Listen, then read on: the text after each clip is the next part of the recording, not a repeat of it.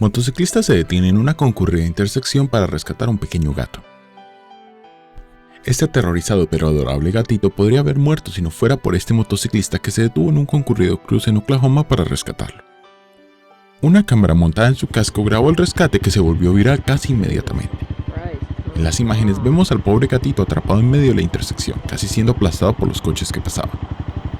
Nuestro héroe empieza a gritarle a los conductores para que se detengan, y no lo piensa dos veces y se detiene en medio de la vía para rescatar al animal.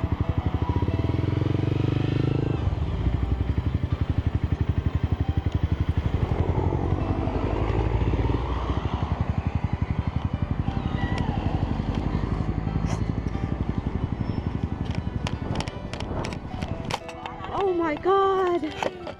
Jesus, I gotta get my bike out of the road. Stay there. I don't know who she belongs to.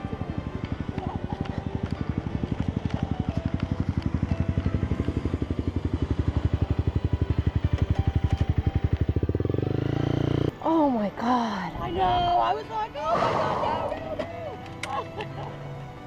I am shaking. Después de ser rescatado, el gatito fue adoptado por su salvador.